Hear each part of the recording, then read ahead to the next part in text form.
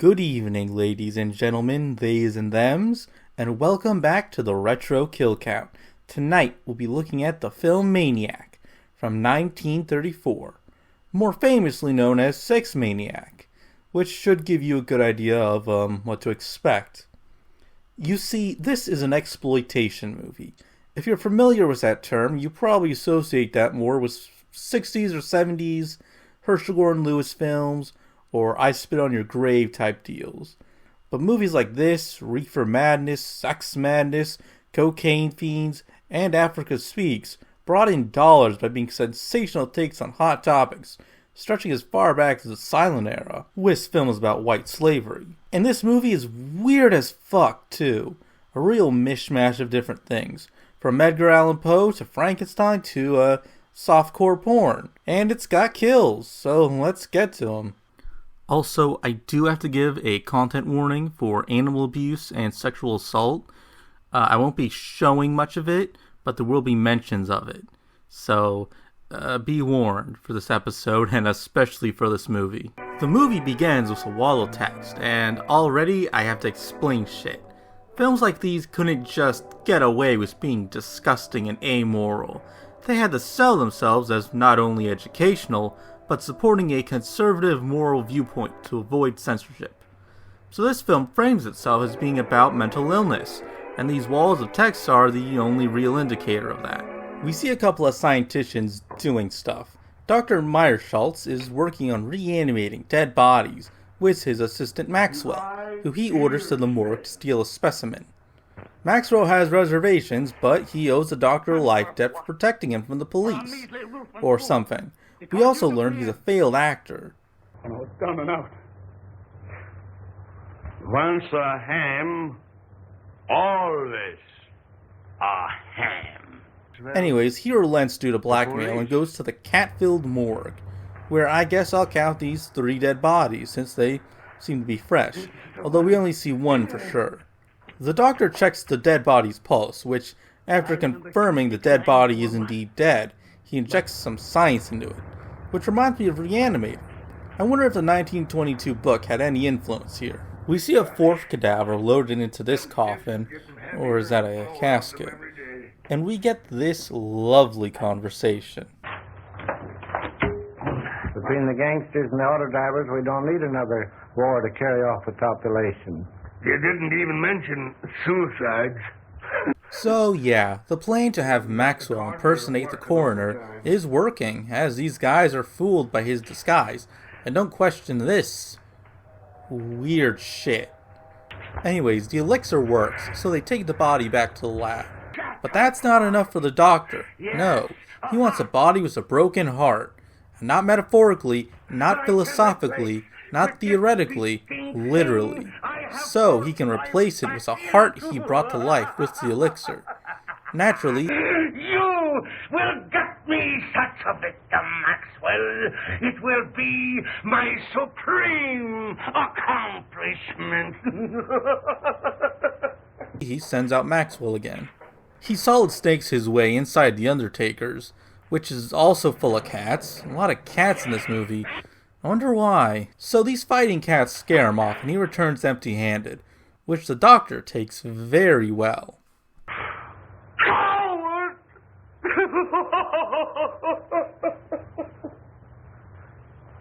Oh, you fool! You have failed me in the greatest moment of my life! This actor is Horace B. Carpenter, who, like Ash's Boomstick, was made in Grand Rapids, Michigan. Born in 1875, which is nuts to me. He was an actor, writer, and director. His biggest roles were in a handful of silent films and westerns, and largely as an extra on a whole lot of westerns. He also showed up as an extra in some bigger names like Gone with the Wind, Joan the Woman, and, Return of the Ape Man, I guess. Also the Shadow serial, which is a character I only know from that Alec Baldwin movie. As far as what he directed and wrote, it's more westerns. Bill Woods, on the other hand, who plays Maxwell, was only in this, Marijuana, and another goddamn western. Anyways, Dr. Meyer-Schultz hands Maxwell a gun and tells him to KYS, so he can be brought back to life with science juice. But Maxwell panics and shoots the doctor, adding a 5th kill to the count. Dementia! Maxwell realizes the weight of what he has done, and with some footage from the 1922 silent film Haxan, he monologues a bit and decides he has to hide the body, but not before a woman shows up looking for the doctor, so he has to act fast. But he realizes something. Meyer-Schultz would be missed. Maxwell never would. Using his vaudeville impersonator skills, he does himself up to look like the doctor. Gee, I'm sure glad he wasn't black. Paresis!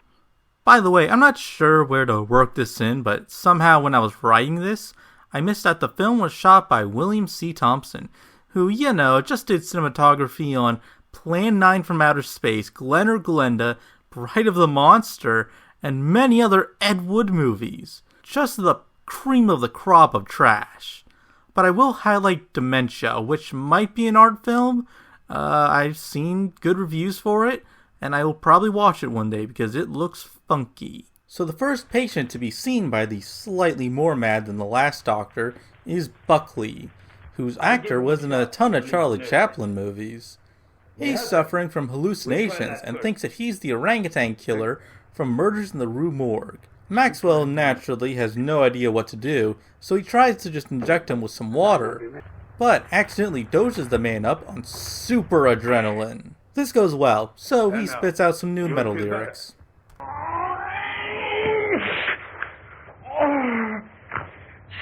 Stealing through my body, creeping through my veins, pouring in my blood. Oh, darts of fire in my brain, stabbing me. Agony. I can't stand this torture, this torment. I can't stand it. I won't.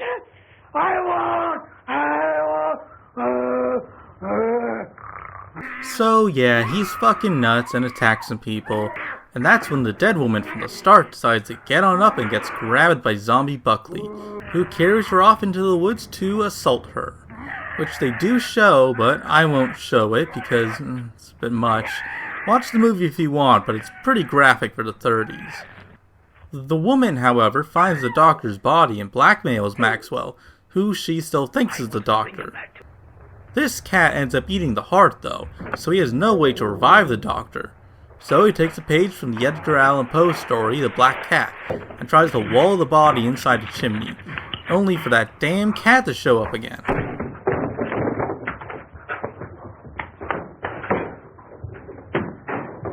I wonder what's going to... Oh, shit! Oh, okay. So, in the most infamous moment of this movie, he rips out the cat's eyeball and eats it. Why? It's not unlike an oyster or a crepe. Now, aside from the rampant animal abuse still present in the movie, I've seen a lot of people say this is faked, with a marble or something being placed in the socket of a cat already missing an eye. It does appear that way at least, and the eye you see later looks pretty Party City prop. Anyways, he finishes walling up the body while a cop asks around about the pair, in connection to the stolen corpse. Paranoiac! Do you know Dr. Meyer-Schultz and his assistant, Don Maxwell? Sure. They're sort of queer, I'd say. There's lots of queer goings on up there. Those that monkeys with what they got no business to gets queer sooner or later. Maybe you're right. I know I am. He also asks a cat farmer. Yes, a cat farm. For cat skin. You see, I figured out that rats breed faster than cats. And cat skins makes good fur. Cats eat rats. And rats eat raw meat. That is, they eat the carcasses of the cat. So, the rats eat the cat. The cats eat the rats, and I get the skin.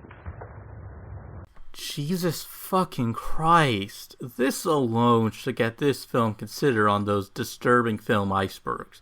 This interaction literally adds nothing to the story. Why did I need to see this? Why did I need to hear this? Why did I need to know about this? Anyways, next we get a scene of girls hanging out in underwear, and we hear about Maxwell's estranged wife. She finds an ad in the newspaper saying he won a ton of money, or something. So she goes down to the good doctor to find Maxwell, who is the good doctor, and he tells her to come by later in the day. Manic depressive psychosis. Over some more stolen hacks and footage, he convinces himself that his wife wants to murder him. Probably to get his money or something. By the way, really good movie, that Haxon. So he plots to trick Mrs. Buckley into kill his wife, and he reveals himself to his wife and gets her to go inside the basement. The two women engage in fighting, as the now very mad doctor laughs evilly. This is seen by the neighbor, who calls the cops.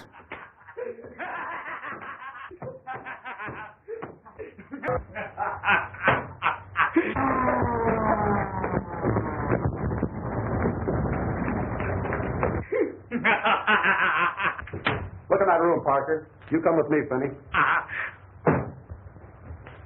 They burst into the house to arrest Maxwell, and down in the basement they hear a strange meowing.